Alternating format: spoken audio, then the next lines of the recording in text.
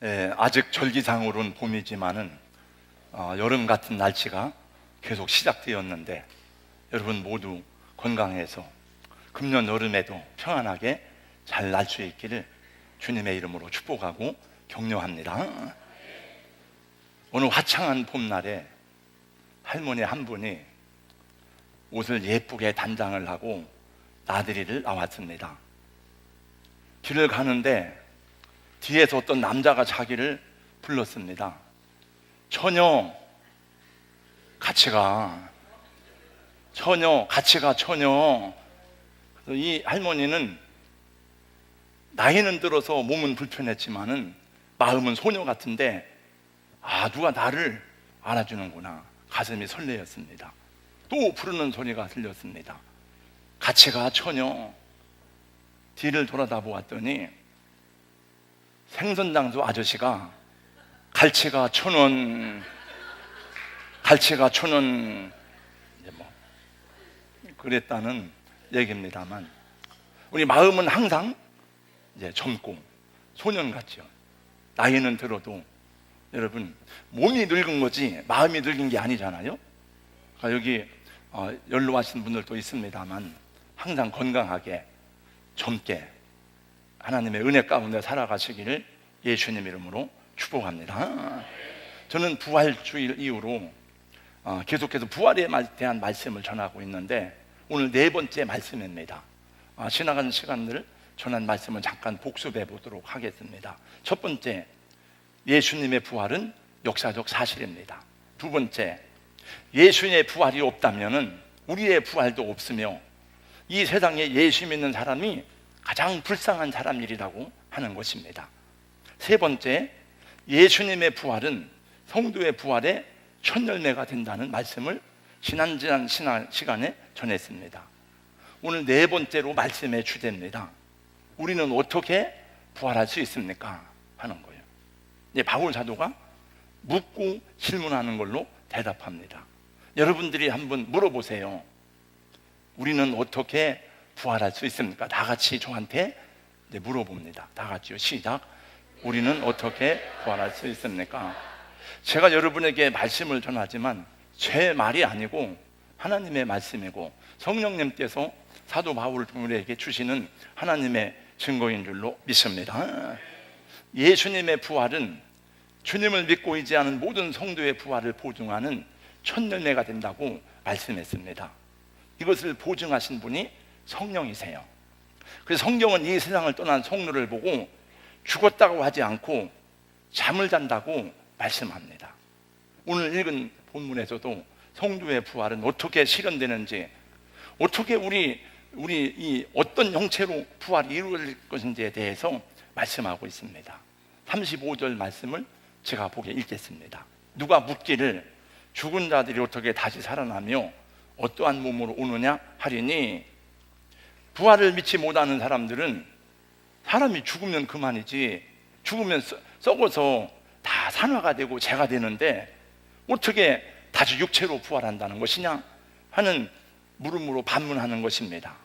또 부활을 한다면 어떤 몸을 가질 것이냐 하는 것입니다.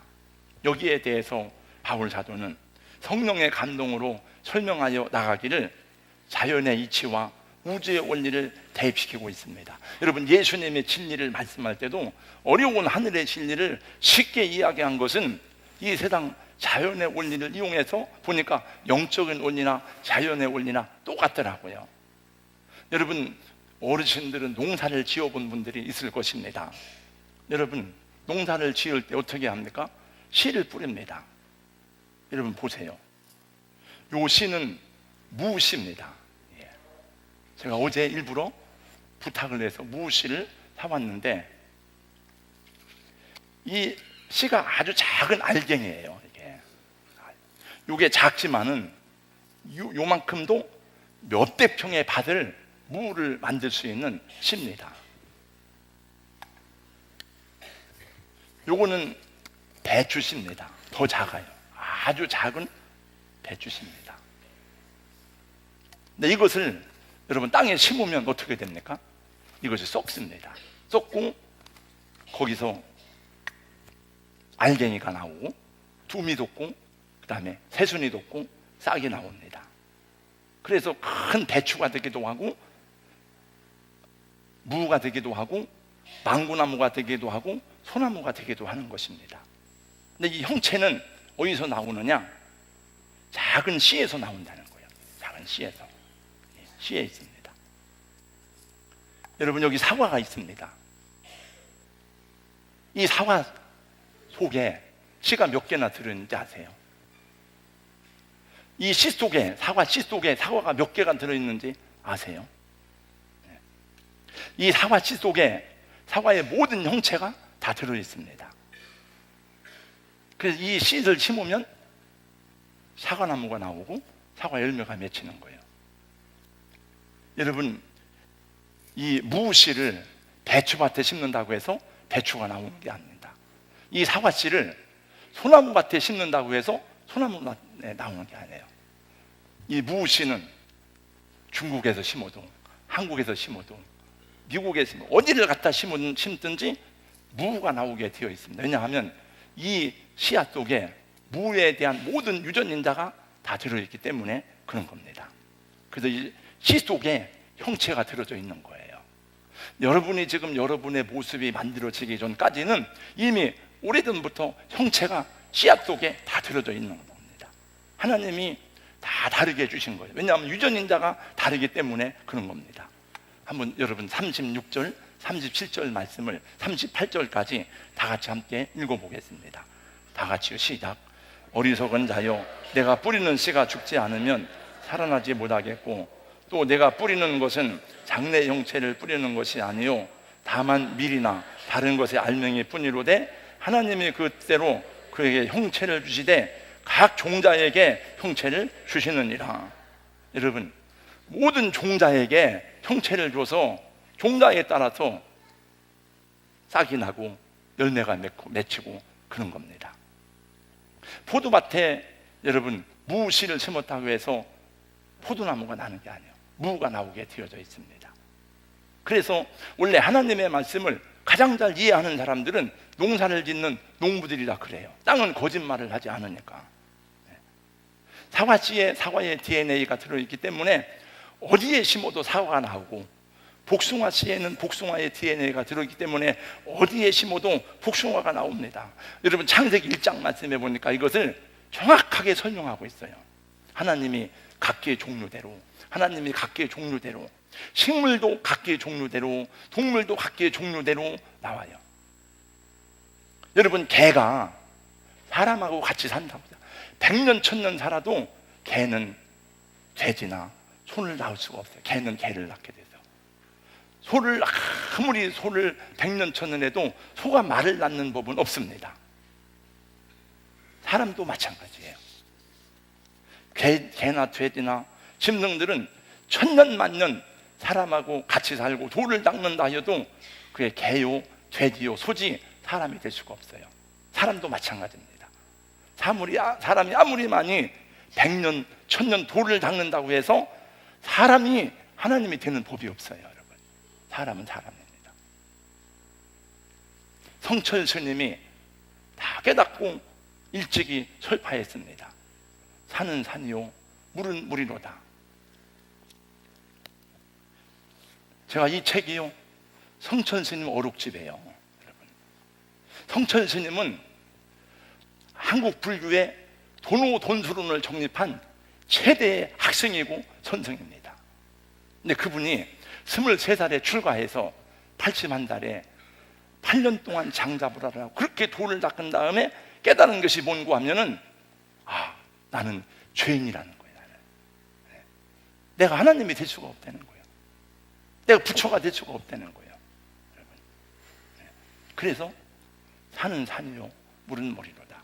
사람은 여러분 100년 1000년 돌을 닦아도 하나님이 될 수가 없습니다. 사람은 사람이고, 돼지는 돼지이고, 사과는 사과이고, 여러분 소나무는 소나무일 뿐입니다. 그 창세기 1장에 나와요. 제가 우리 찬영이 형제하고 1:1 양육을 하는데 맨 첫 번째 시간에 그게 나와요. 창세기 다 나옵니다. 그러니까 그걸 보더니 놀래더라고요. 그리고 여러분, 눈에 보이는 것은 형체가 전부이기 때문에 한계가 있어요. 보이는 것은 다 변하게 되어져 있습니다, 여러분. 그럼 보이지 않는 세계는 무한의 세계예요. 여러분과 저도 보이지 않는 것으로부터 시작이 되었고, 식물도 그렇고 눈에 보이는 모든 것이 그렇습니다. 눈에 보이는 것과 보이지 않는 어떤 것이 그냥 보이지 않는 것이 훨씬 더 큽니다, 여러분.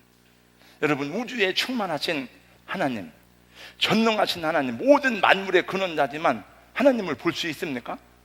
하나님 볼 수가 없어요, 여러분. 우리 인간 움직이는 영혼과 정신과 인격과 마음이 여러분 보입니까? 저를 움직이는, 제 몸을 움직이는 모든 이 동기는 제 머리에서 나오고 정신에서 나오고 마음에서 나옵니다. 이렇게 움직이라, 이렇게 말하라. 그러나 여러분, 몸은 볼 수 있지만 저의 마음과 영혼과 정신을 볼 수 있습니까? 무엇이 더 중요합니까? 다 중요하지만은 보이지 않는 것이 더 중요하다는 거예요. 우리 눈에 보이는 것은 하나의 형체일 뿐입니다. 이 세상에 사는 동안에 빌려 입은 옷일 뿐이에요. 옷. 이 몸은 빌려 입은 옷입니다. 그래서 옷이 낡아지면은 갈아입어야 되잖아요.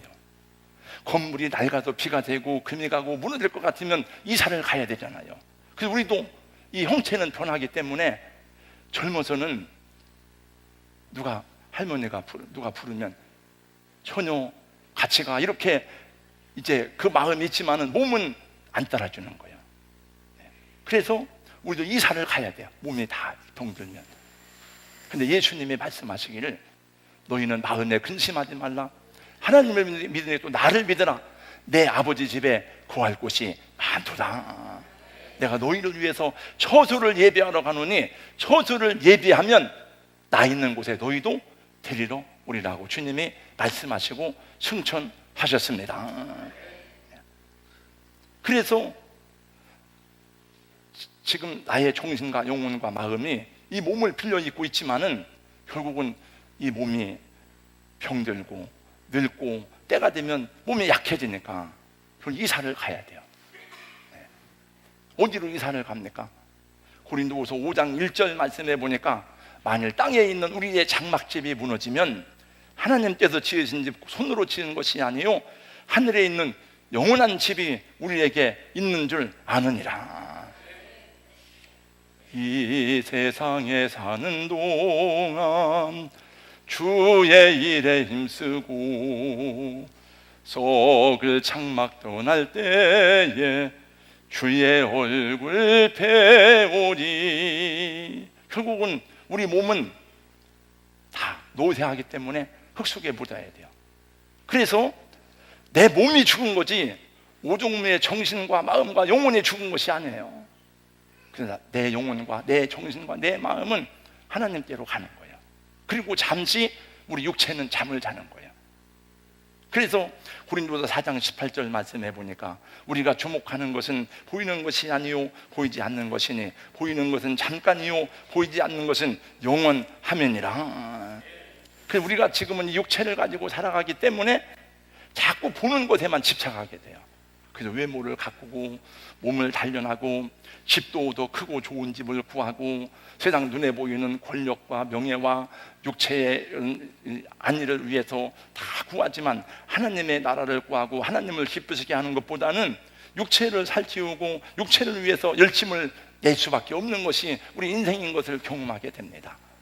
그러나 여러분, 눈에 보이는 것은 영원한 것이 없어요. 다 바뀝니다. 우리도 어린 아기 때는 엄마 뱃속에 생길 때는 눈곱만은 그런 이제 정자예요. 그런데 어머니 뱃속에서 점점 큽니다. 6주가 지나고 그 다음에 사람은 원래 맨 처음에 머리부터 생깁니다. 머리부터. 네. 그 다음에 2달 지나고 6달, 10달 지나면 점점 커지니까 엄마 뱃속에 살 수가 없으니까 나와야 돼요. 네. 그럼 그 나올 때는 피덩이 많았잖아요. 근데 그 아이들이 자라면서 유치원에 가고 중학교에 가고 대학교에 가고 시집 가고 장가 가고 그런 거예요. 그러나 나이가 들면 점점 세월 가면서 노쇠해지는 거죠, 이제. 그러나 몸이 노쇠할 뿐이지 마음은 청춘이요, 마음은. 저도 텔레비전을 볼 때 차인표가 나오면 제가 차인표가 저보다 한참 어리지만은 나는 차인표하고 놀아야 될 사람이다, 이런 생각을 해요. 내 마음이 소년이니까, 내 마음이 청년이니까. 그러니까 여러분, 자식들이 볼 때는 부모님들이 이해가 안 되는 거예요. 그래서 여러분들도 늙으면 다 이해가 될 거야, 아마. 정말. 우리의 영혼은, 우리의 마음은 이 씨앗은 변함이 없지만은 씨앗에서 나온 형체는 계속 변하는 거예요. 이게. 옷과 같이. 오늘 형체란 말이 나오는 것은 모양을 말해, 눈에 보이는 모양을 말합니다. 또 성경은 말씀합니다. 육체라고 다 같은 육체가 아니라는 거예요.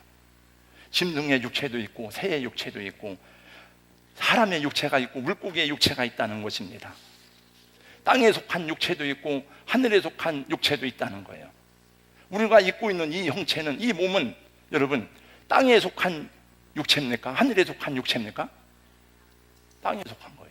이건 말씀에 그랬잖아요. 그 다음 이후에 보면 제가 다 안 읽었지만은 아담으로부터 물려받은 땅에 속한 육체이기 때문에 이거는 썩어져야 돼요. 그래서 우리가 언젠가는 우리 육체가 다 낡아지는 날, 우리 영혼과 정신은 이 몸을 떠나게 되고 이 육신은 땅에 묻히게 되는 것입니다. 그래서 아까 말씀드린 대로 만일 땅에 있는 우리의 장막집이 무너지면 하나님께서 지으신 집, 그 손으로 지은 집이 아니라 영원한 집이 우리에게 있는 줄 아느니라. 그 장막집은 우리 육체를 가리키는 겁니다. 그래서 우리 몸은 결국은 할 수 없어도, 하기 싫어도 병들고 나이가 들고 노쇠하게 지어져 있어요. 그래서 언젠가는 이 몸을 떠나야 되는 거예요. 우리 몸만 그런 게 아닙니다, 여러분. 우리가 살고 있는 이 지구도 땅도 영원한 게 아닙니다. 성경에 보니까 나는 알파와 오메가요, 처음과 나중이요, 시작과 끝이라 그러잖아요. 하나님이 이 우주를 창조한 창조의 시작이 있고 지구를 창조한 창조의 시작이 창세기 1장에 나오고 계시록에 보니까 이 마지막 날이 있어요. 왜 이렇게 지구가 뜨거워지고 있습니까? 여러분, 영국의 스티븐 호킹이라는 유명한 물리 천체학자가 죽으면서 얘기했어요. 앞으로 지구는 점점 늙어가고 있기 때문에 인류는 새로운 세계로 이사를 갈 준비를 해야 된다. 그 과학자들이 계속 우주를 연구하는 거예요. 인류가 어디로 이사를 갈 수 있을까? 근데 아직까지 인간이 가서 살 만한 지구와 같은 환경을 가진 그런 건 발견을 못했고, 화성이 물이 있다는 것은 알게 되었어요. 그게 모르겠어요. 여러분이 오래 살면은 화성에 가서 살 수 있을는지 모르겠습니다만은 성경엔 그런 말씀은 없어요. 성경에 하나님이 이 땅, 이 지구를 우리에게 생명의 터전으로 주시고 마지막 날 이 땅과 지구는 불에 풀어지듯이 풀어지게 되고 하나님이 새하늘과 새 땅을 우리에게 약속하셨으니 그것이 계시록의 주님의 약속인 줄로 믿습니다. 그럼 우리 성도는 언제 어떻게 부활하느냐? 그건 지난 시간에 말씀드려요. 부활의 순서에 대해서. 예수님 재림하실 때에 우리가 부활하지만 그때의 부활의 몸은 지금처럼 늙고 병들고 썩어질 몸이 아니라 신령한 몸을 입게 된다는 것입니다. 여러분, 42절 44절 말씀을 다 같이 함께 읽어보겠습니다. 다 같이요. 시작. 죽은 자의 부활도 그와 같으니 썩을 것으로 심고 썩지 아니할 것으로 다시 살아나며 욕된 것으로 심고 영광스러운 것으로 다시 살아나며 약한 것으로 심고 강한 것으로 다시 살아나며 육의 몸으로 심고 신령한 몸으로 다시 살아나나니 육의 몸이 있은즉 또 영의 몸도 있느니라. 할렐루야. 지금 우리가 이 몸은 육의 몸인데 부활 때에는 육의 몸이 아니라 영의 몸을 입게 된다는 것이 성경의 약속이고 그것을 보증하신 분이 예수님이신 줄로 믿습니다. 그래서 예수님이 부활의 첫 열매가 되시는 것입니다. 여러분, 얼마나 감사한 일입니까? 이 놀라운 하나님의 약속과 이렇게 복된 구원의 진리는 제가 기도하고 연구해서 캐낸 것이 아니라 여러분, 누구든지 성경을 읽으면 배울 수 있는, 알 수 있는 하나님이 쉽게 말씀하신 하나님의 말씀이고 하나님의 약속인 줄로 믿습니다. 근데 왜 여러분 우리가 무당을 찾아가서 복을 구하고 왜 무당의 점쟁이한테 가서 우리의 운명을 물어보고 여러분 왜 귀신에게 우리 인생을 의탁합니까? 그건 복이 아니에요. 구원이 없어요. 그거는. 여러분이 만약에 200살을 살고 500살을 산다고 가정해 보세요. 실제로 미국에서 조사를 했어. 만약 당신이 500년을 산다면 어떻게 했느냐? 싫다는 거예요, 사람들이. 여러분, 우리가 이렇게 병들고 노쇠하고 힘든 몸을 가지고 300년, 400년, 500년 산다 한들 그게 무슨 행복이겠습니까? 병든 사람은 그 병을 짊어지고, 장애를 가진 사람은 그 장애를 가지고 안고, 또 노쇠하고 무거운 몸을 이끌고 수백 년을 사는 게 무슨 행복이겠습니까? 1000년, 만년을 산다 한들 그게 여러분 기쁨이겠습니까? 그래서 하나님께서 범죄한 인간에게 죽음이라는 형벌을 주신 것도 은혜예요. 은혜. 그 죽음은 심판이요 형벌이지만 그리스도인에게는 죽음이 안식이고 평안이고 여러분 은혜인 줄로 믿습니다. 그래서 바울 사도는 말했습니다. 내게 사는 것이 그리스도이니 죽는 것도 그리스도이다. 나는 저 하늘과 이 땅 두 사이에 끼어 있지만은 나를 위해서는 내가 빨리 하나님 나라에 가고 싶지만은 여러분들을 위해서는 내가 이 땅에 있는 것이 더 좋을 듯하다. 빌립보서 1장에 빌립보 교회 성도들에게 말하는 거예요. 어떻게든지 한 영혼이라도 구원하고 가야 되겠다는 거예요, 바울 사도는. 우리가 그날에 신령한 몸으로 변화될 때는, 신령한 몸에 새 옷을 입을 때는 임플란트 안 해도 됩니다. 내가 우리 성도들 가운데 온몸 임플란트를 다 했어. 여러분, 하나 하기도 힘든데 돈이 많이 들어가는 게 문제가 아니고 막 갔다가 그냥 뚫어가지고 쇠를 박아가지고 그 얼마나 힘든지 몰라. 인상 쓰고 다녀요. 기관지 천식으로 기침이 끊임없이 나오는 사람이 있어요. 암이나 질병의 고통 가운데 힘들어하는 사람이 있어요. 어제도 제가 어느 집사님을 만나서 난 그렇게 아픈 줄 몰랐어요. 집사님, 제 사무실에 목양실로 오세요. 나 기도해주고, 집사님 매일 하나님 앞에 매주마다 1000원이든지 10,000원이든지 감사합니다. 하나님 내 병을 고쳐주세요. 기도하자고 기도했는데 얼마나 힘들어요, 그 병이. 힘들고 어렵고. 여러분, 물론 우리는 다 땅속에 묻힐 몸이지만 살아있는 동안에는 건강하게 살 수 있도록 관리를 잘하고 하나님께 치유와 회복을 위해서 기도할 수 있기를 주님의 이름으로 권면하고 축복합니다. 여러분, 지금 육신이 고통을 당하고 육신에 장애가 있다고 해서 여러분 정신도 여러분 장애가 있고 정신도 고통을 당하는 것만은 아니에요. 오히려 어떤 사람들은 육신의 장애 때문에 더 주님을 가까이 하고 주님을 사랑하고, 어떤 사람은 눈은 보고 건강하지만 여러분 정신이 병들고 영혼이 병든 사람이 많이 있어. 제가 우리 교회에서 볼 때에 항상 기쁜 모습으로, 항상 웃는 모습으로, 언제나 봐도 그래. 저는 제가 한마디도 그런 얘기를 안 했지만은 난 그 집사님을 볼 때마다 감사하고 기쁘고. 누구냐? 뭐 그런 분들이 많지는 않지만 김연아 집사님을 보세요. 여러분, 항상 예배 드릴 때도 감사한 모습이요, 웃는 모습이요. 항상 여러분 보세요 한번. 목사 여러분, 목발을 짚고 다니는 게 얼마나 어려웠습니까 이게. 그래서 우리 집사님도 직장 나가서 일을 해요. 먹고 살아야 되니까. 직장 나가 일만 하는 게 아니에요. 자기 늙으신 어머니를 모시고 살아. 그 어머니 몸이 불편하니까. 그래도 항상 웃고.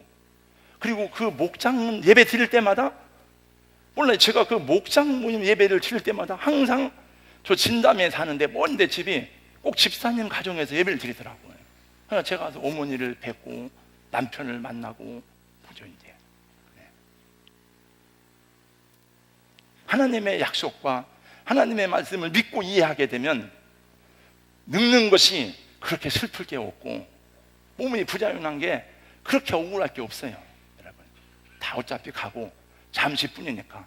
우리 하나님 앞에 우리가 새로운 몸을 입을 때는 그 장애가 아니고, 그 노쇠한 몸이 아니고, 그 병든 몸이 아니고, 여러분 정말 자유스러운 몸이 되는 줄로 믿습니다. 제가 어젯밤에 꿈을 꾸는데 잔잔한 바다에서 그 바다 위에 있는데 하나도 힘들지 않아. 목을 내놓고 이제 수영을 하는데 하나 힘들지도 않고. 그러니까 사람들인데 보니까 우리 장로님 한 분이 있더라고. 그 제가 이렇게 얘기했어요, 장로님한테. 장로님, 이 안에 있으면, 이 물 속에 있으면은 다 치유가 되죠? 뭐 무슨 뜻인지 잘 모르겠어요. 그건 그냥 괜히 기분이 좋았어요. 이렇게. 그리고 새벽 예배를 나오게 됐습니다. 여러분, 하나님의 은혜 안에서 다 정신과 영혼도 우리 육체도 치유될 수 있기를 주님의 이름으로 축복합니다. 이 모든 것을 약속하신 분이 누군가 하면은 천지를 창조하신 하나님이시고, 그것을 친히 나타내시고 이 땅에 오셔서 우리 가운데 증거하시고 죽으시고 부활하시고 승천하신 분이 예수님이시고, 그것을 보증으로 말씀하신 분이 성령님이십니다. 그리고 계시의 말씀으로 성경 66권을 주셨어요. 다 우리말로 번역이 되어서 전 세계 언어로 번역이 되어서 누구든지 주의 이름을 부르고 구원을 받으라는 것이 하나님의 뜻이고 하나님의 사랑인데, 그 하나님의 사랑을 거절하고 한 사람이 지옥 가는 거는 할 말이 없는 거죠. 불쌍한 사람이죠. 복이 없는 거죠. 저는 사도 바울을 많이 생각해 봤어요. 그렇게 똑똑하고 그렇게 공부를 많이 하고 여기도 박사가 있고 하지만 여러분, 바울 사도에 비교할 수 있는 학문과 가문과 학벌을 가진 사람은 우리 중에 아무도 없습니다. 근데 그 바울 사도가 왜 모든 것을 배설물처럼 여기고 장가도 안 가고 정말 한시 한날을 분초를 틈타가면서 나의 달려갈 길과 주 예수께 받은 사명 곧 하나님의 은혜의 복음 증거하는 일을 마치려 하면은 나의 생명을 조금도 귀한 것으로 여기지 않으라 그러면서 그렇게 복음 전하다가 마지막에 로마의 오스티안 거리에서 목베임을 당해서 순교했습니까? 저는 그 생각할 때 바울 사도는 부활의 영광과 부활의 기쁨을 친히 증거받았기 때문이기도 하지만은 여러분, 성경에 보니까 바울 사도는 그 영혼과 육체가, 그 영혼이, 정신이 육체를 이탈해서 하나님 나라에 갔다 온 사람이에요. 그래서 뭐라고 하는 거 하면은 천국 갔다 와서 하는 말이 사람이 가히 이르지 못할 말이로다. 우리도 기도를 많이 하거나 그러면은 전 그 정도까지는 아니지만은 이게 정신이 약간 이탈하는 것을 느껴요. 이렇게 약간 분리되는 걸 느끼는데, 근데 성경에 뭐 우리가 그런 걸 추구하는 사람들은 아니에요. 근데 여러분, 에스겔도 하나님이 그 영을 붙들어 가지고 다 보여 들고 다녀요. 이렇게. 근데 군단에 사는 저희 누님도 다 지옥을 보고 왔다고 하더라고요. 다 지옥을. 뭐 그쪽 바울 사도 정도는 아니지만은, 그러니까 복음을 위해 살아가는 거예요. 계속. 오직 예수, 오직 믿음, 이 영혼은 구원해야 된다. 이 사람은 구원해야 된다.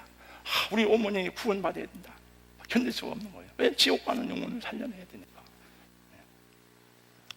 네, 아직 이제 부활의 메시지가 다 끝났지는 않았지만은 여러분, 더 이상 부활에 대해서 어떤 확증을 해주겠습니까?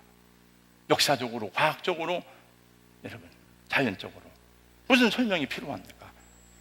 예수님이 그렇게 보여주시고 증거하시고 하나님이 약속하시고 믿음의 사도들을 통해서 이렇게 우리에게 분명하게 증거됐는데, 그래도 그거를 못 믿고 의심한다면은 그거는 복이 없는 사람이죠.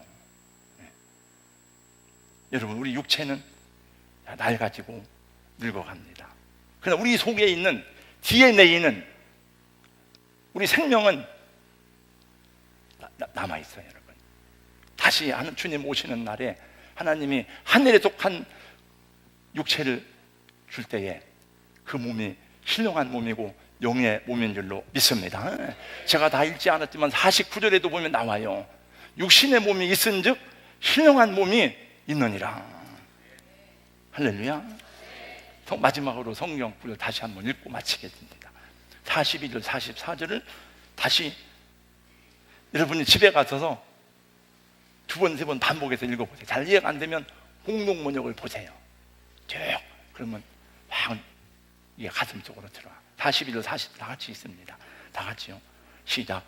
죽은 자의 부활도 그와 같으니 썩을 것으로 심고 썩지 아니할 것으로 다시 살아나며 욕된 것으로 심고 영광스러운 것으로 다시 살아나며 약한 것으로 심고 강한 것으로 다시 살아나며 육의 몸으로 심고 신령한 몸으로 다시 살아나나니 육의 몸이 있은즉 또 영의 몸도 있느니라. 아멘. 확실하게 성경대로 말씀대로 예수님 잘 믿으시기를 주님의 이름으로 축원합니다. 기도하겠어요. 거룩하신 우리 하나님 감사합니다. 성경에 말씀하기를 너는 배우고 확신한 일에 거하라고 말씀했사오니 하나님 잘 모르는 분들은 말씀을 펴서 읽고 주의 종들을 통해서 배움으로 하나님 천국에 대한 확신과 사죄의 확신과 구원의 확신을 가지는 하나님의 사람들이 다 되도록 우리 성도님들을 축복하여 주시옵소서. 삶의 평안과 치유와 회복도 주 예수님 때 있음을 믿고 기도하옵나니 이 땅에 살아가는 동안에 우리 육체도 주님 손에 의탁하오니 하나님 약한 사람들, 연약한 분들 주님 손대시고 예배드리다가 찬송하다가 성령님이 그 심령 위에 터치해 주시옵시고 질병도 치료하여 주시옵소서. 예수님 이름으로 기도하옵나이다. 아멘.